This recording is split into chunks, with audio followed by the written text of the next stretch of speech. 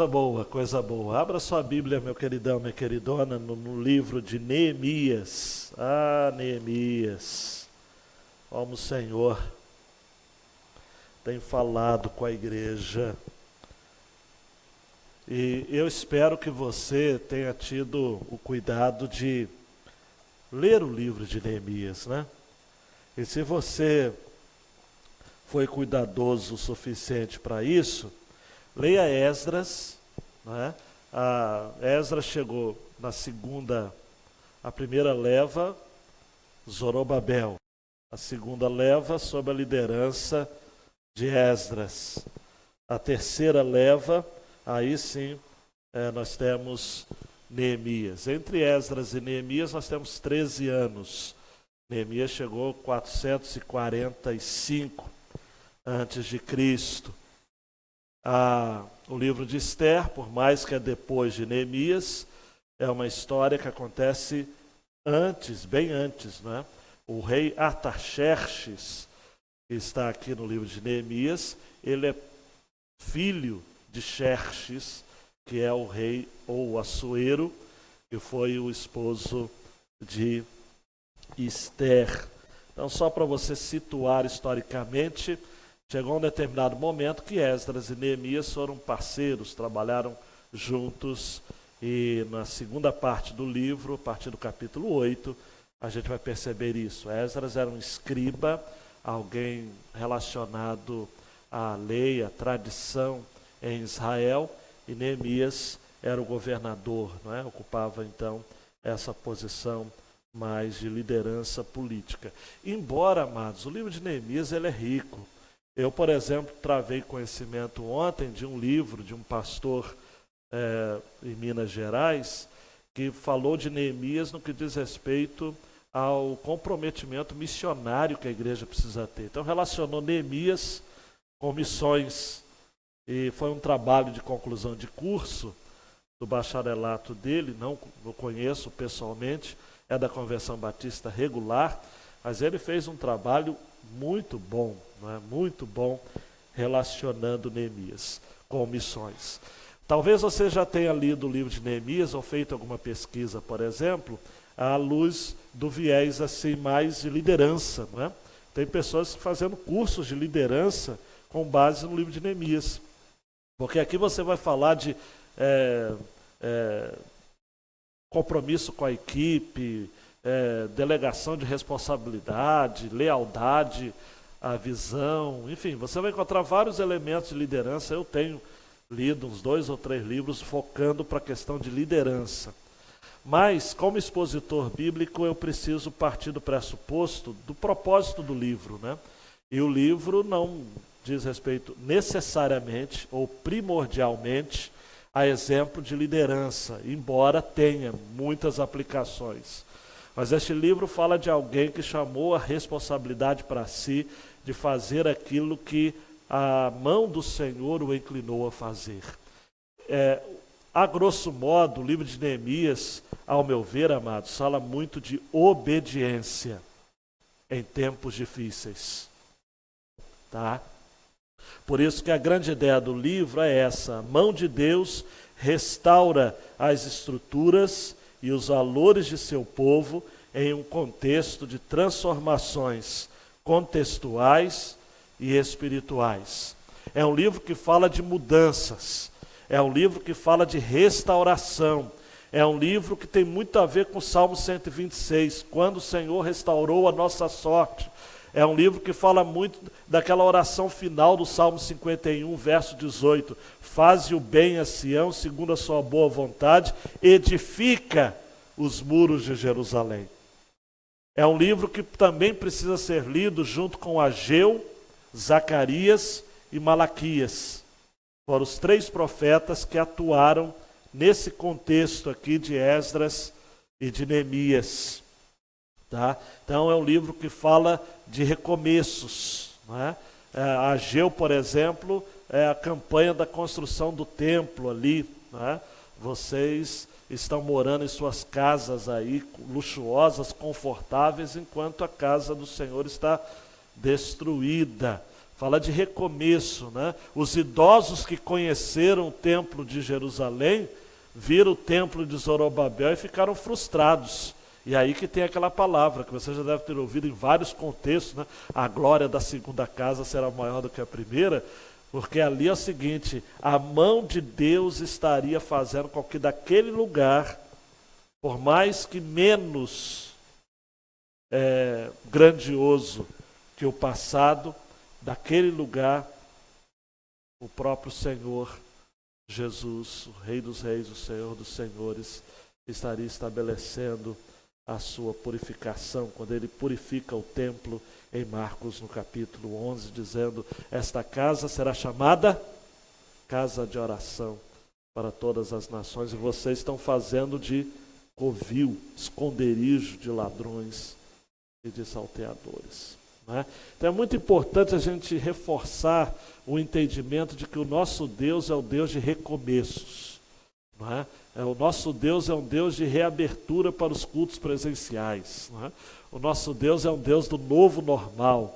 O nosso Deus é o Deus que está no controle de tudo. O livro de Neemias é dividido em duas partes principais, 1 a 7, reconstruindo os muros, reconstruindo as estruturas da nação. 8 a 13, reconstruindo a nação em si, ou reconstruindo os valores da nação. É o avivamento. Não é? Por mais que o avivamento, amado, seja algo de Deus, é Ele que manda, Lloyd Jones vai dizer isso, Deus pode fazer em 5 anos aquilo que a gente não faz em 50 anos, não é? E um outro avivalista, eu li um artigo essa semana dizendo o seguinte, o Senhor pode fazer em 5 minutos, né? Não é nem 5 anos, em 5 minutos ele pode fazer, e eu creio que ele pode e deve fazer, mas, amados, contudo, todavia, entretanto, ele primeiro reconstrói ou nos ajuda a reconstruirmos as estruturas, não é? Eu não sei, Deus tem dessas coisas, Ele chama homens, não é?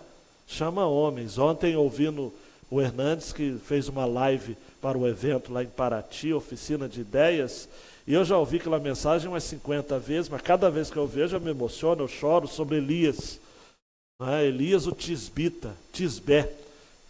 Onde era Tisbé?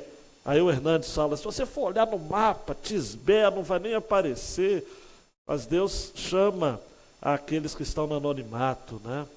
Deus não chama estrelas, aí ele vai, né? Porque só há estrelas, amados, quando o sol não está presente. Quando o sol está presente, as estrelas não brilham, né? Não tem sentido. Quando Jesus, o sol da justiça, está fazendo a sua obra, não tem estrela, né? E aí o Hernandes bateu doído sobre gente que se acha bambambam, estrela e tudo, fala não. E o livro de Neemias tem muito disso, porque é uma expressão recorrente no livro de Neemias, é a mão de Deus.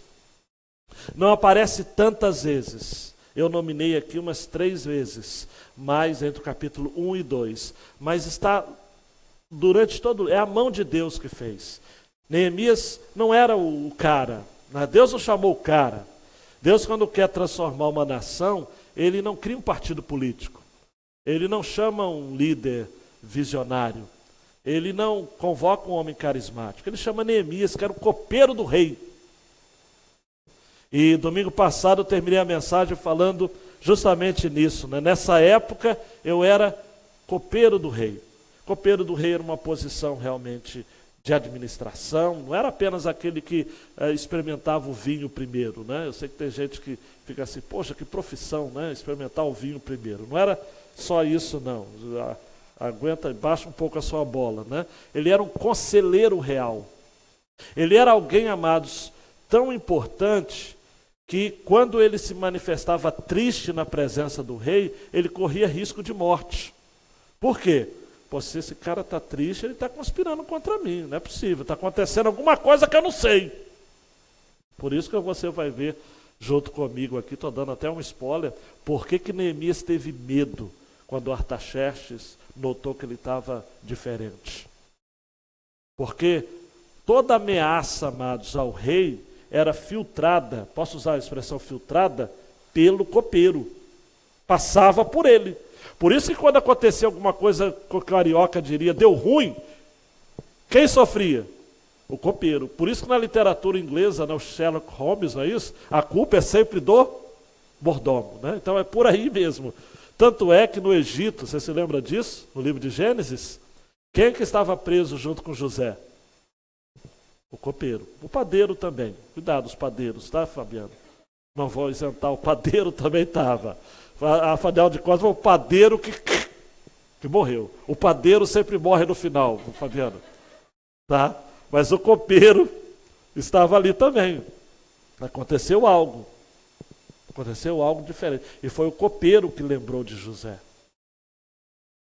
Foi o copeiro. Eu li sobre essa questão do copeiro. Em determinados contextos, em determinadas cortes, o copeiro era mais importante do que o comandante militar. Se ouvia mais o copeiro do que o ministro da Defesa. Né? O copeiro, amado, se fosse usar na República, salvaguardadas as devidas proporções, seria uma espécie de ministro ali da Casa Civil. Né? Embora as coisas tenham mudado muito, né? Mas a Casa Civil geralmente é um ministério que quem ocupa não precisa nem bater na porta do presidente para falar alguma coisa. Né? Então era alguém importante. Mas, amados, mesmo sendo alguém importante, Neemias falou 3 vezes. Foi a mão do Senhor que fez. A mão benevolente do Senhor que fez. Por isso que, João Marcos, eu peguei essa imagem aí da mão de Deus. É uma imagem bonita, que pelo menos eu achei, né? Que é uma mão em cima do cérebro do camarada. Né? O que isso significa? Nada, mas de todo modo eu achei bonito. A mão conduzindo a todas as coisas. Não é? Vamos lá, avançando na leitura. Capítulo 2. Estão comigo? Sim ou não? Todo mundo acordado? Só um ou outro que não está acordado, mas ele vai acordar, está sonhando com Neemias. No mês de Nisan, do 20º ano do rei Artaxerxes, só um paralelo, gente, passados 4 meses, tá ok? Do capítulo 1. Entre o capítulo 1 e o capítulo 2, 4 meses. Quando eu estava servindo vinho, dei-o ao rei. Nunca antes eu tinha estado triste na sua presença.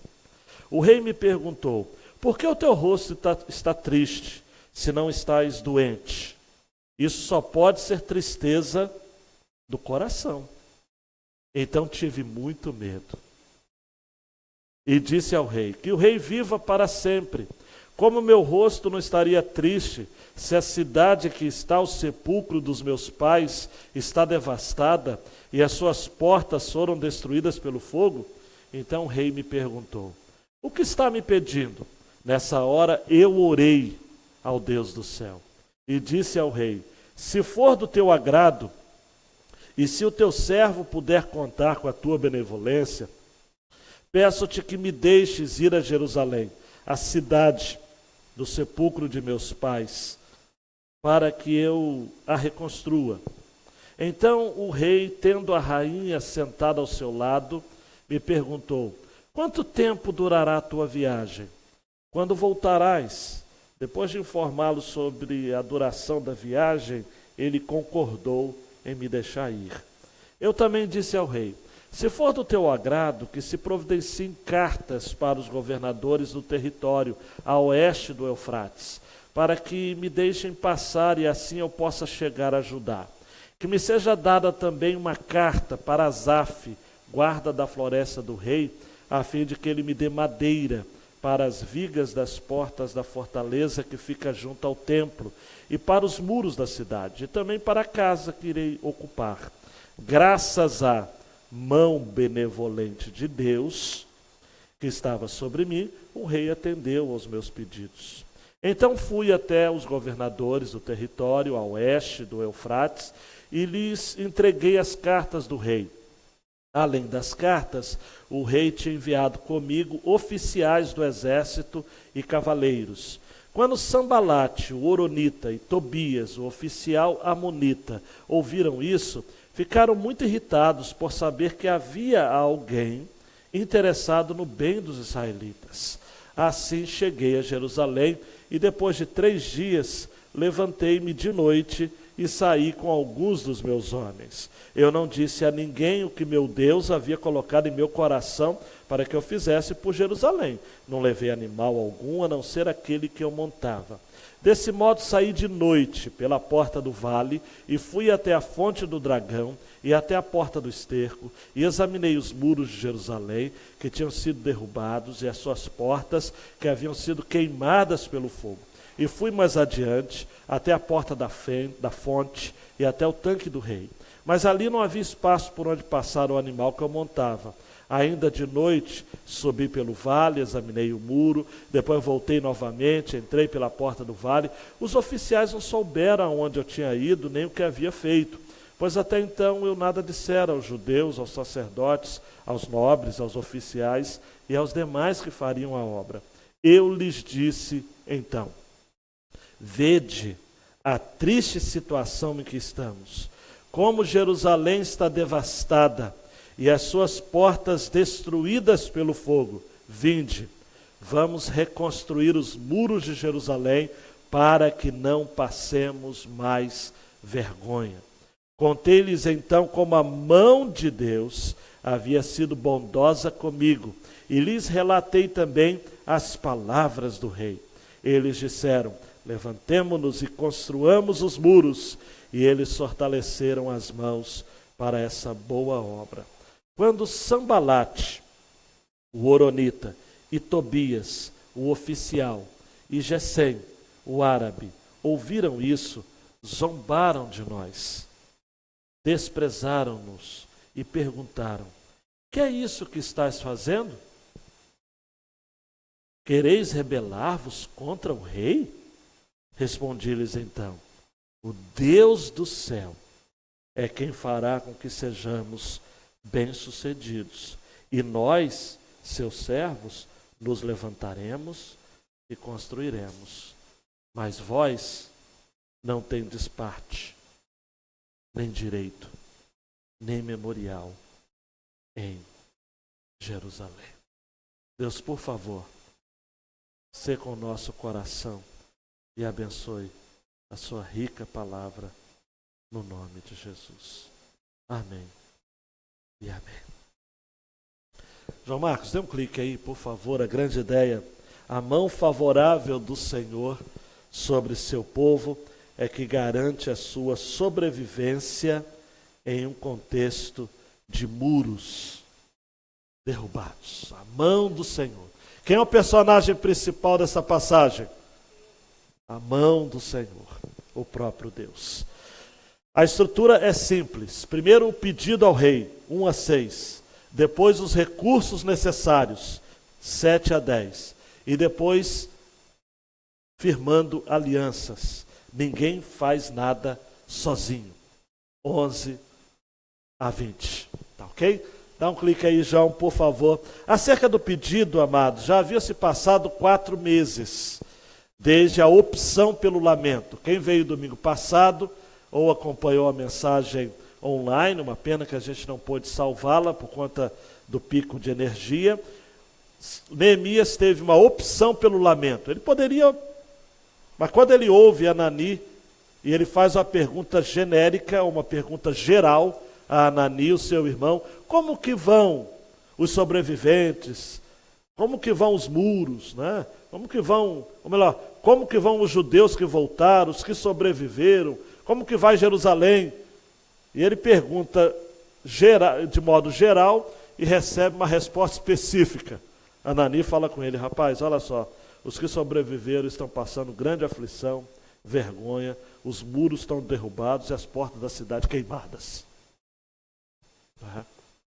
E Neemias, ele optou pelo lamento. E eu falei muito no domingo passado sobre a opção pelo lamento.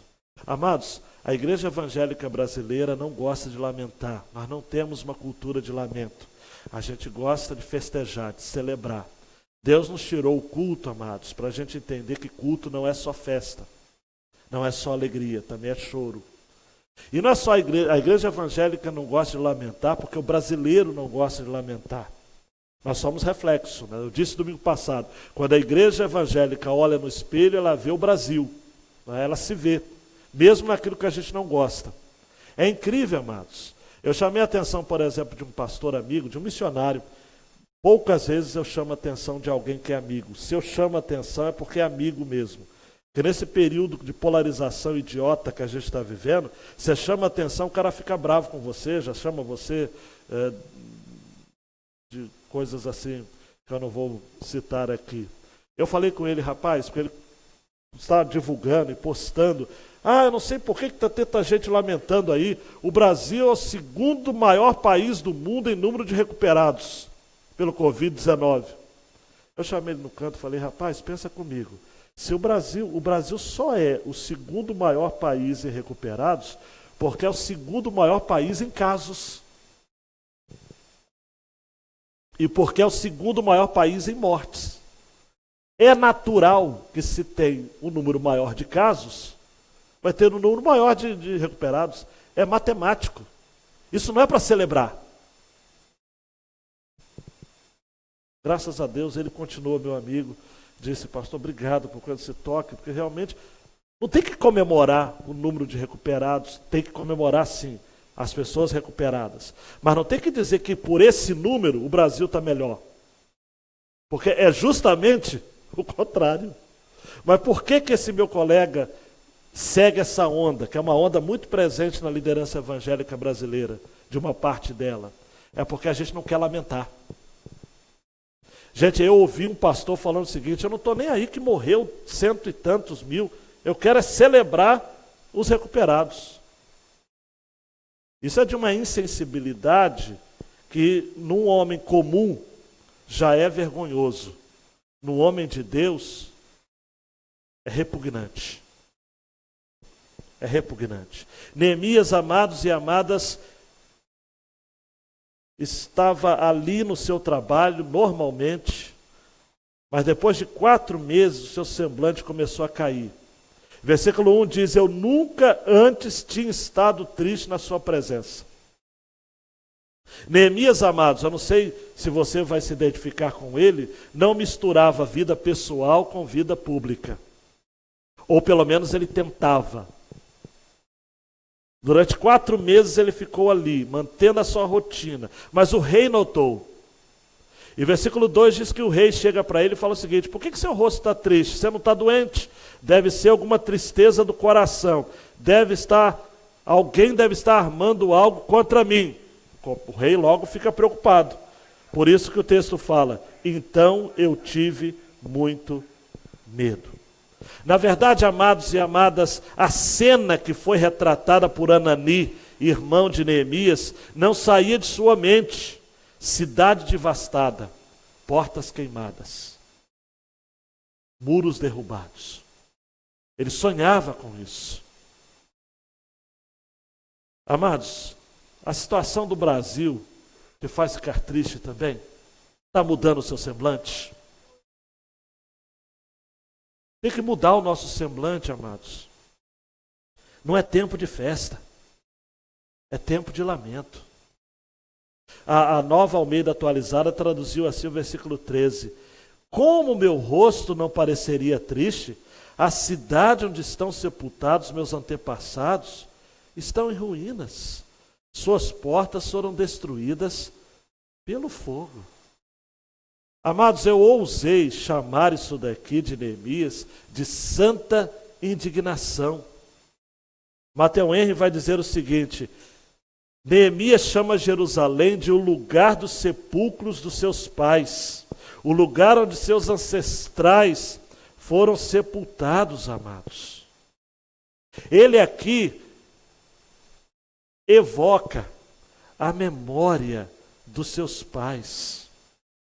Todas as nações, Matthew Henry vai dizer, mesmo essas que não têm nenhuma expectativa em relação à ressurreição dos mortos, têm olhado com respeito para os sepulcros dos seus ancestrais, como de certa forma sagrados, e que não devem ser violados. É assim no mundo inteiro, amados. O sepulcro dos nossos pais. Meu amigo, pastor Edson, lá de Garça, interior de São Paulo, tenho uma conversa marcada com ele a terça-feira. Perdeu o papai, gente. ontem, 86 anos por Covid. A mamãe dele está com Covid e a irmã também. Está distante, ele é pastor em Garça, interior de São Paulo, perto ali de Marília, e os pais moram no Mato Grosso. Tristeza. E ele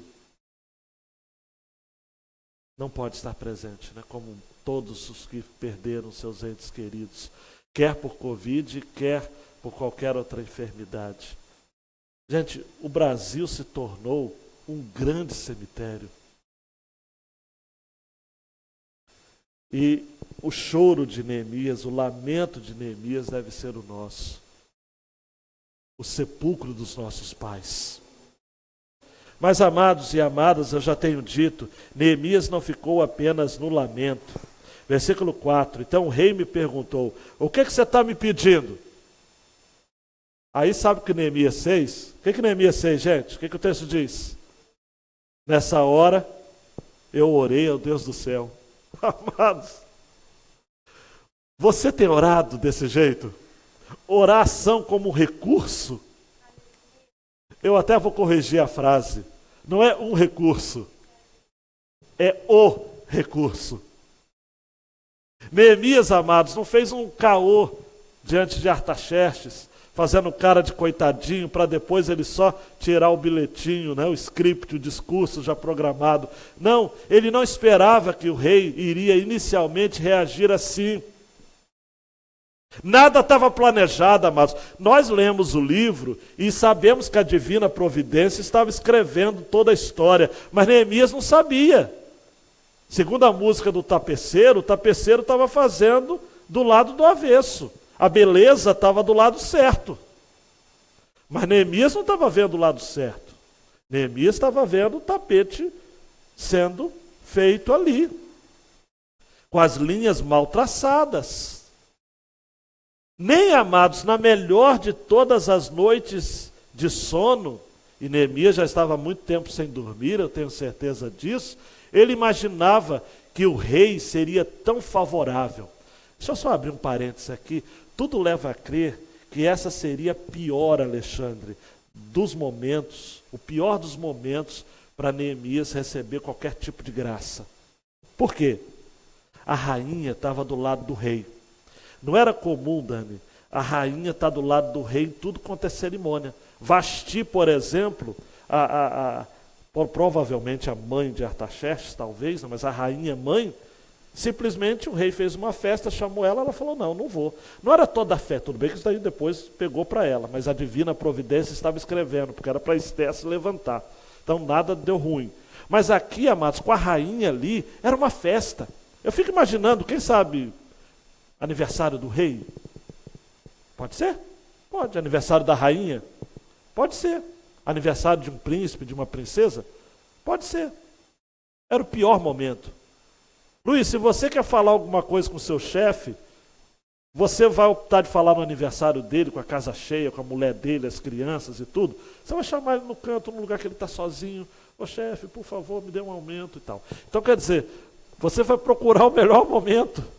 Neemias, amados, não esperava.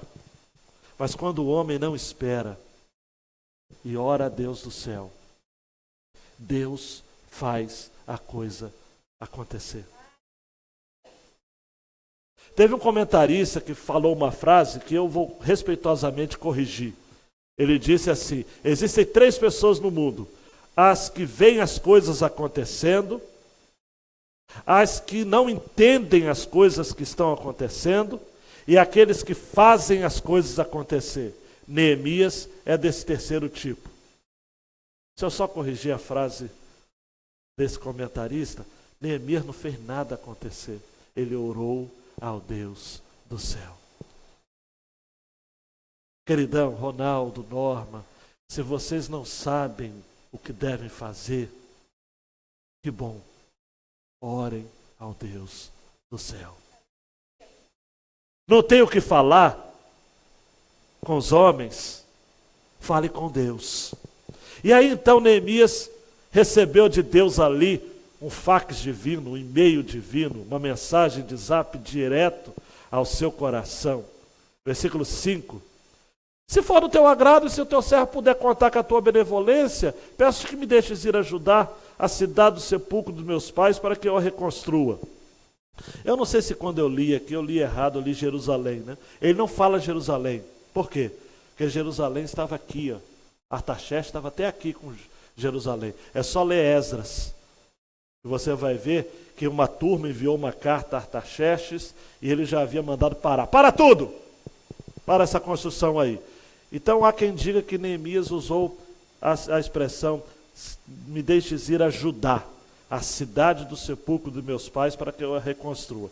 Apesar que eu acredito que se é de Deus, ele poderia falar Jerusalém e Artaxerxes iria ouvir apenas aquilo que era para ouvir. Porque Deus faz isso, amados. Eu não vou ficar contando experiência para você não, porque às vezes você fala alguma coisa para a pessoa só ouve aquilo que Deus queria que ela ouvisse. Ô mistério de Jeová. Então foi isso. Deus estava com Neemias. Versículo 6. Então o rei, tendo a rainha sentada ao seu lado, me perguntou, quanto tempo durará a viagem? Quando você vai voltar? Porque Neemias era gente boa, amados. Tem gente que se você pedir uma licença do trabalho, vai ficar muito feliz. O rei perguntou o seguinte, você vai voltar quando? Quem conhece a história sabe que 12 anos depois, Neemias voltou, ficou um tempo, depois retornou, não é? Neemias era bom de trabalho. O crente precisa ser bom de trabalho. Tá? O crente precisa fazer falta. Por isso que eu sigo aquele princípio. Não falte ao trabalho para que o seu patrão não descubra que você não faz falta nenhuma. Então, Neemias fazia falta. O rei logo perguntou, você vai voltar quando, Neemias? E ele falou ali, não sei, né? Se ele falou algum tempo. Depois de informá-lo sobre a duração da viagem, ele concordou em me deixar ir. Então, o pedido ao rei vai até o 6. João Marcos, dá um clique aí, por favor, meu filhão. Agora vemos recursos necessários. Tudo bem, Neemias vai. Mas vai como? Vai fazer o quê? Vai reconstruir muro. Cadê a lista de construção? Cadê a requisição? Para chegar lá a pessoa do setor de material e dizer, olha, eu preciso disso, disso, disso. Então, versículo 7. Então disse, ou também disse ao rei, se for do teu agrado, amados, olha só como que Neemias é estratégico. Tem gente, amados, que acha que orar não tem nada a ver com ser planejado, ser estratégico. Tem gente que acha que porque é oração, faz na bagunça. Não é bagunça não, hein? Neemias pensou e falou o seguinte, caramba, peraí, mas eu vou aproveitar. Meus movimentos são friamente calculados, eu vou ter que calcular direitinho aqui. Se for do seu agrado, que se providencie cartas para os governadores do território a oeste do Eufrates, para que me deixem passar e assim eu possa chegar a ajudar. Porque senão eu chego lá, o pessoal vai ficar parando, eu vou parar na barreira lá da Polícia Federal, não vai dar certo. Então, já avisa, já manda um fax para lá, já manda um rádio para lá, dizendo o seguinte, vai passar Neemias aí, ele está comigo e está autorizado. E outra coisa, que me seja dado também uma carta para Asaf. Esse Asaf aqui, misericórdia, não é o cantor, tá ok? O salmista. Esse Asaf aqui era o responsável pela floresta do rei. E onde era a floresta do rei? Olha só, olha a cultura aqui, hein? Floresta do rei era no Líbano. No Líbano. Ok? Então, o Líbano, oremos pelo Líbano. O Líbano, oremos pelo Líbano. A fim de que ele me dê madeira para a viga da porta da fortaleza, os muros e para a casa que eu irei ocupar. Gente, olha só que ele pensa na casa por último. Né? Então ele primeiro pensa no templo, depois nos muros e depois que ele pensa na casa. Eu não vou nem ficar fazer comentário porque só nesse ponto daria. Graças à mão benevolente de Deus que estava sobre mim, o rei atendeu os meus pedidos. Deixa eu só fazer um comentário aqui muito interessante, amados. Olha para mim, por favor. Na história geral, existiram outros fatores que fizeram com que Artaxerxes fosse tão benevolente ao deixar Neemias ir. Você está comigo? Ao final de 460, houve uma revolta no Egito, mancomunado com os gregos de Atenas. Em 440, houve uma rebelião na Síria. E as forças persas de Artaxerxes haviam esmagado as duas rebeliões. Mas ainda tinha alguns bolsões de resistência ali. Então Artaxerxes poderia ter pensado o seguinte: se eu tenho um homem de confiança em Judá, que é o entreposto entre o Egito, a Grécia, se eu tenho um homem de minha confiança ali, leal, vai consolidar a minha posição no oeste. E isso vai ser um amortecedor contra o Egito. Neemias, eu até considero a possibilidade que Neemias sabia disso tudo, que ele era um conselheiro. Mas, amados, Neemias não agradeceu aos homens pelo resultado favorável a seu pedido. Ele disse: graças à mão benevolente de Deus que estava sobre mim, o rei atendeu os meus pedidos. Em outras palavras, o homem agiu, mas Deus dirigiu os acontecimentos. Tá? É a mesma coisa hoje, você ora, né, para que o Senhor esteja diminuindo aí o Covid, essa pandemia, o número de contágios, de mortes, e aí Deus vai e age. Aí você fala, tá bem? Foi por conta do prefeito, foi por conta do governador, foi por conta do presidente, foi por conta do pessoal da saúde, com todo respeito, sim, do pessoal da saúde, mas se não é a mão benevolente de Deus, amados, voltou a morrer gente na Itália, Portugal voltou ao confinamento, Coreia do Sul voltou também. Não é mão de homem, amados, é mão de Deus. O Senhor está conduzindo a história. Então é vibrante isso. Eu creio, amados, olha para mim, que Deus preparou essa rebelião no Egito, essa rebelião na Grécia, montou esse estratagema, esse mapa geopolítico favorável para que Neemias recebesse o favor do rei. Você sabia que Deus pode mudar a história do Brasil só para abençoar o povo dele? Você crê nisso? Diga amém. Deus pode, amados.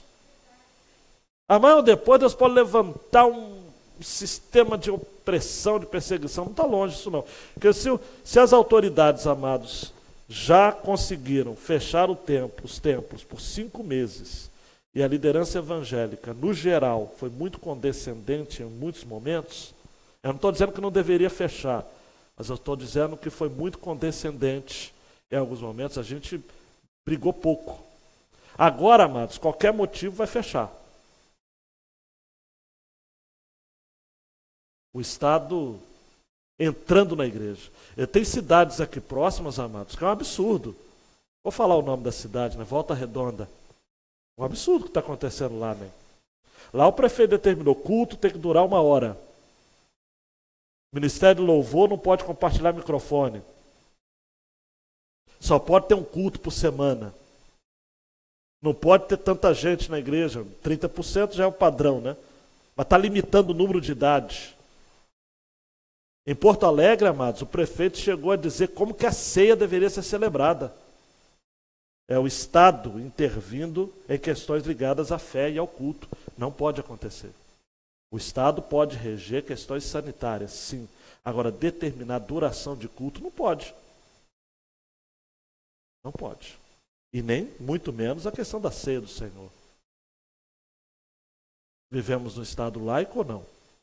Há uma separação distinta entre igreja e Estado ou não tem? Então nós vivemos um tempo muito estranho, amados. Muito estranho. Loucura, loucura, loucura, loucura. Por isso que Neemias, ele foi estratégico, chegou lá, entregou as cartas. Versículo 9, só uma curiosidade. Versículo 10, né? Versículo 9. Então fui até os governadores do território, além das cartas, o rei tinha enviado comigo oficiais do exército e cavaleiros. Só um detalhe que eu quero falar. Esdras, 13 anos atrás, não havia aceitado escolta. Agora Neemias aceita. Era um outro tempo? Era. Mas Esdras sofreu muita oposição por falta de uma guarda. O que a gente aprende, amados, que é o seguinte: o Estado não pode ser nosso aliado. Nós não queremos o Estado como aliado, mas o Estado precisa cumprir o seu papel. E aqui o Estado cumpriu o seu papel, fazendo com que a fala do rei fosse estabelecida. Não é?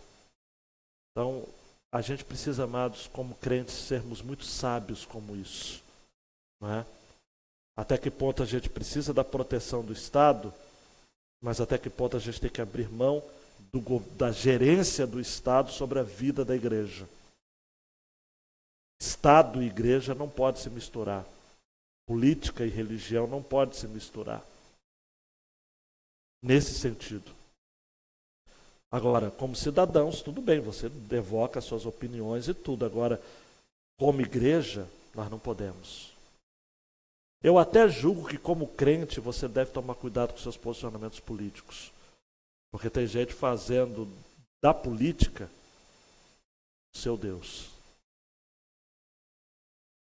Cuidado, hein? Quem só espera pela política, da política receberá. Quem espera só de Deus receberá. De quem você espera? De quem você espera? João Marcos, vamos lá. A última porção fala sobre alianças. Versículo 11. Assim cheguei a Jerusalém, depois de 3 dias levantei-me de noite e saí com alguns dos meus homens. O que Neemias fez nesses 3 dias? Não sei. Eu só sei de uma coisa. Ele parou para pensar. Amados, nós precisamos tomar muito cuidado. O seguinte, Eclesiastes capítulo 3 diz que há tempo para tudo. A precipitação é uma desgraça.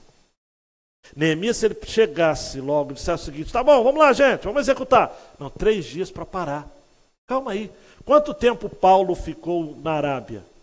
3 anos. O que Paulo fez na Arábia? Não sei. Mas ele se preparou ali. Não sei se ele fez um seminário intensivo. Não sei o que ele fez. Mas, amados, tem gente que vai fazer a obra de Deus, mas quer fazer a obra de Deus de maneira precipitada, assoberbada, assodada. O que é assodada? Né? Fazer sem uma reflexão séria. Depois, uma outra coisa que a gente aprende com Neemias: levantei-me de noite e saí com alguns dos meus homens. Mesmo o homem consciente da sua missão não pode se isolar a ponto de caminhar sozinho. E aí eu digo para vocês, amados, não vou entrar em detalhes, mas nem Jesus caminhou sozinho. Tudo bem que o pessoal dormiu, né? Mas ele chamou os 3, Mateus 26, 36 a 38, ele leva Pedro, Tiago e João, e Jesus disse, preste atenção, olha, ficai aqui e velai comigo. Nem Jesus, amados, caminhou sozinho. E hoje a gente vê gente querendo fazer as coisas sozinho. Eu me basto. Não, não. Um outro ponto. Versículo 12. Eu não disse a ninguém o que meu Deus havia colocado no meu coração para que eu fizesse por Jerusalém. Guardar por um tempo no coração aquilo que Deus tem colocado para nós é necessário. Tem coisa, amado, que você não tem que sair falando por aí, postando no Facebook e compartilhando e fazendo. Olha o que Deus está falando. Olha o que Deus... Fica quietinho. Guarda no coração. Dani, Débora, eu lembrei de Maria. E Maria, porém, guardava todas as coisas no coração. Ela ficava quietinha, né, Regina? Quietinha para ver. Amados, Deus está falando com você, fica quieto. Quantos líderes amados ao longo desses meus 26 anos de ministério chegaram para mim e falaram o seguinte: pastor, Deus me deu uma visão, e Deus me deu uma visão, e eu vou fazer isso, eu vou fazer aquilo, eu vou te ajudar, eu vou dizer... Ah, fogo de palha, Manel. Fogo de palha. Por quê? Precipitado, fala demais. É igual o Tite falou para o Filipão, você fala muito, fala muito. Tem gente que fala muito. Neemias ficou quieto. Outra coisa que a gente aprende, dá um clique aí, João Marcos, por favor. Essa é a foto, não sei se está ficando claro aqui, da inspeção de Neemias. Neemias fez isso. É que eu deveria ter trago o negócio de marcar ali. Tem como você colocar, mas agora também vai ficar antididático, né? Ele começa ali e ele vai prosseguindo. Eu fiz esse gráfico, trouxe esse gráfico para tentar explicar, porque a gente leu aqui Porta do Vale, Fonte do Dragão. Tem gente que pensou na Caverna do Dragão, não é, né? É a Fonte do Dragão, né? A Porta do Esterco. Lembra da Caverna do Dragão ou só eu? Estou revelando a minha idade aqui, né? Examina os muros, a Porta da Fonte, o Tanque do Rei. Não termina bem a Caverna do Dragão, não. Depois eu vou falar o final. Foi uma inspeção cuidadosa, amados. O que a gente aprende com isso, né? Porta do Vale, Porta do Monturo, Porta da Fonte, Porta das Águas, Porta dos Cavalos, Porta Oriental, Porta do Cárcere, Porta do Gado ou das Ovelhas, Porta do Peixe ou Porta de Damasco, Porta Velha ou Porta de Java. Não vou tirar significado de cada uma dessas portas, né? Tem pregador que é curioso, é a porta, Jesus é a porta. Não, ele só fez uma inspeção geral, né? Uma coisa muito bem pensada. E daí então, amados, no versículo 16, o texto fala de que os oficiais não sabiam ainda, até esse determinado momento, o que ia acontecer. E no versículo 17, Neemias chama homens, dizendo: vede a triste situação em que estamos, como Jerusalém está devastada, as portas destruídas, vamos reconstruir. Versículo 18, contei-lhes então como a mão de Deus havia sido bondosa comigo, e falou tudo e tal. E versículo 19, se levanta o quê? Oposição. Eu nem vou falar muito detalhe, né?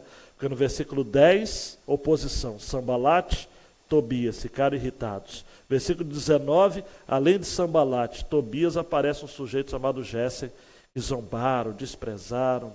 Amados, preste atenção.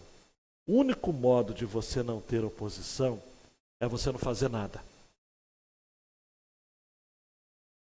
O medíocre nunca vai ter oposição.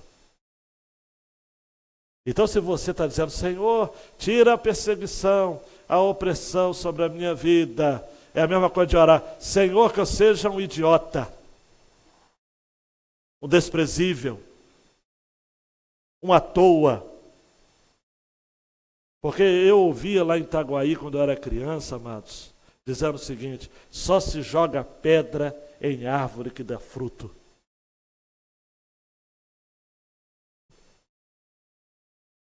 Que coisa, hein? Você entendeu? Sim ou não? Então, quando Neemias toma posse, amados, ele disse o seguinte: eu preciso de gente comigo. E mesmo enfrentando problemas internos, problemas externos, armas perigosas dos inimigos, zombaria, motejos, humilhação, escárnio, acusações. Neemias faz algo, mas olha para mim, eu estou caminhando para o final, não se preocupe. Neemias não aceita aliança com homens que não estivessem com a visão de Deus sobre suas vidas. Neemias não fez o seguinte, na política acontece isso, né? No Brasil acontece isso desde colônia, né? Deixa eu fazer aliança, né? Aí na monarquia era assim, os conservadores, né? Os liberais, nada mais conservador do que um liberal no poder, né? Nada mais liberal do que um conservador no poder. Até hoje é assim, né? Neemias não fez acordo com o centrão. Neemias não fez acordo com o corrupto. Neemias disse o seguinte, versículo 20: o Deus do céu é quem fará com que sejamos bem-sucedidos. E nós, seus servos, porque no versículo 17, ele teve apoio do pessoal, dizendo: vamos reconstruir os muros de Jerusalém para que não passemos mais vergonha. Então no versículo 20, Neemias fala o seguinte: nós seremos bem-sucedidos. Nós levantaremos e construiremos.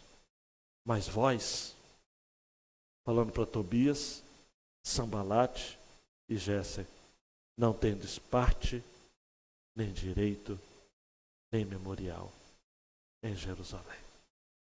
Olha para mim, amados, a igreja do Senhor não pode fazer acordo com os canalhas da história. Estes, os ímpios, não terão parte, nem direito, nem memória. Eu vou usar uma expressão forte, hein? A igreja verdadeira que existe dentro da igreja local não pode ter aliança com a igreja de Satanás que está na mesma igreja local. Porque Jesus disse para o colégio apostólico: um de vós é o diabo. E na igreja havia os Ananias e Safiras. Havia aqueles que, os Demas, né? Demas me abandonou porque amou o presente século. Tem gente, amados, que é melhor não estar do nosso lado mesmo, não. Não tem parte, nem direito, nem memorial. Eu não estou jogando em direta, eu estou jogando direta. É isso mesmo. Tem gente que é bom que não esteja com a gente. Há pessoas que prestam um serviço enorme ao reino de Deus, permanecendo à oposição, porque nos fazem crescer tanto. Nos fazem crescer tanto. São bênçãos de Deus para as nossas vidas. Mas a igreja precisa prosseguir. Nós seremos bem-sucedidos. Nos levantaremos e construiremos. Neemias e sua equipe fez em 50 dias aquilo que os homens anteriores não conseguiram fazer em 140 anos. Eles fizeram em 52 dias. Por quê? Porque a mão de Deus estava com eles. Dá um clique aí, João Marcos 2, e vamos ler as aplicações aí para a gente guardar no coração. Você vai sair daqui de manhã, ela é turbinado, vai valer até para o dia inteiro. Você vai querer até ouvir a mensagem de novo à noite para reforçar. Vamos lá, dá um clique, João. Repetindo algo sobre a cultura do lamento. Nós temos de nos entristecer pela situação da nossa terra. Nossos valores estão devastados, nossos muros éticos derrubados. Amados, a maioria dos escândalos políticos do Brasil, não vou dizer a maioria, todos têm alguém evangélico envolvido. Nossos muros éticos estão sendo derrubados. E a pergunta é: temos nos importado? Temos nos importado? Gente, é hora de chorar, igreja. Jesus disse em Mateus 5,4: bem-aventurados os que choram. Tem que ficar triste o nosso semblante. Estou dizendo que você vai sair daqui dizendo: poxa vida. Mas é sério, amados. O Brasil está uma miséria em todos os sentidos. Nós precisamos lamentar pela nossa terra. Mirtes Matias, né? Pranto do nosso povo, grito da nossa terra, que suplica um mundo novo. É isso que a gente quer. A gente precisa chorar. A gente precisa chorar, clamar. João Marcos, vamos lá, meu filho. A oração tem um potencial incrível de mudança. Primeiro Deus muda você, depois usa você para mudar o seu contexto. Jamais subestime o poder da oração. Eu queria falar mais sobre a oração. O livro de Neemias, amados, por 11 vezes Neemias ora. Se existe algo que Neemias mais faz no livro é orar. E isso as que estão registrados, né? A oração, amados. A oração é um poder, amados, extraordinário. Se você não conhece isso, meu Deus do céu, hein? Você só vai se manter de pé diante dos homens se você se manter de joelhos diante de Deus. Não tem como. Eu poderia estar citando várias histórias e testemunhos aqui. A igreja precisa orar. Neemias era um homem de oração. Terceiro, João Marcos. Submeta-se às suas autoridades constituídas por Deus para o seu bem, sejam justas ou ímpias. Não seja um lobo solitário. Deus não abençoa aventureiros. Repare que Neemias ele trata com muito cuidado diante do rei. Ele era submisso ao rei Artaxerxes. Era um homem ímpio, mau. Artaxerxes, amado, matava rindo. Como Xerxes. Esses reis persas, aquele filme 300, né? Apesar que aquele Xerxes do 300 também é aboiolado, né? Mas de todo modo era um rei extremamente sanguinário. Que filme horrível, historicamente é uma mentira, uma farsa aquele filme, né? Mas de todo modo eles eram homens maus, mas Neemias estava sujeito a eles. Outro ponto que eu quero aprender junto com você de Neemias é que Neemias respeitou as autoridades também do povo. Ele revelou aos oficiais no momento certo, judeus, sacerdotes, nobres, oficiais. Depois, mais tarde, Neemias vai agir com deferência, não é? Vai recusar a alimentação de governador para que todos sejam iguais ali. Ele vai atender o reclame dos pobres. Enfim, Neemias era alguém que sabia respeitar as autoridades que estavam sobre ele, as autoridades e aqueles que estavam debaixo de sua própria autoridade. João Marcos, uma caminhada com o Senhor em fé não nos isenta do planejamento necessário. Temos de conhecer o chão que pisamos. Em outras palavras, Deus unge tanto o nosso plano quanto o nosso planejamento. Isso é muito interessante, não é? Eu não vou ler, mas Lucas 14, 28 a 33, Jesus vai contar a parábola da torre, né? Que a pessoa precisa se assentar primeiro para calcular, para não deixar a torre inacabada. Amados, eu não vou pedir para você levantar a mão. Quantas torres inacabadas você tem? Você começa o curso, mas você não termina. Tem gente que já é PhD em cursos inacabados. Não é? Casas inacabadas, obras inacabadas. Por quê? Porque falta planejamento. Neemias falou o seguinte: caramba, deixa eu ver. Eu vou fazer uma inspeção aqui. Eu vou planejar. Muito bem. Então, oração não isenta planejamento. Tá? E oração não isenta planejamento. E por último, quem não se une àquilo que Deus está fazendo no mundo, fica sem parte, sem direito e sem memória. Aí, meus amados, me permita fazer um exercício. Será que é por isso que Jesus disse fazer isso em memória de mim? Diga, eu não quero ficar sem parte daquilo que Deus está fazendo. Eu não quero ficar sem direito, amado. Eu quero, uma das orações que eu tenho feito diante do Senhor é o seguinte: Senhor, já que é para participar desse momento, me ajuda a participar todo. Né? Parte, direito e memória. Por isso, amados, nós vamos participar da ceia do Senhor agora, porque nós temos memória. Nós temos parte disso tudo. Eu fico a pensar, amados, de que a gente não pode se esquecer. Sabe por que a gente precisa de memorial? E sabe por que foi danoso a igreja ficar 5 meses sem ceia, mas foi necessário? E ceia online é fake? Porque ceia online, com todo respeito, eu estou falando assim, tem líderes, pastores que estudaram, chegaram à conclusão de que deveriam fazer, cada um na sua. Mas é fake, porque a ceia é uma memória coletiva. E não se tem culto online, já não existe, amados. Existe culto transmitido online. Porque a gente precisa de memória, amados. O Salmo 137 é o oposto do Salmo 126. Porque o salmista no Salmo 137 fala assim: se eu me esquecer de ti, ó Jerusalém, esqueça-se à minha direita da sua destreza. Se eu não me lembrar de ti, apegue-se minha língua ao meu paladar. Se eu não preferir Jerusalém, a minha maior alegria. A gente não pode se esquecer, amados. Me lembro da música do Resgate, né? Vou me lembrar, né? A gente precisa se lembrar daquilo que a gente não pode se esquecer. E é por isso que você está aqui, não é? É por isso que você está aqui de manhã para celebrar a ceia, não é? É por isso que quem está online poderá vir à noite, ou outros irmãos também. Vamos ficar de pé, amados? Vamos ficar de pé?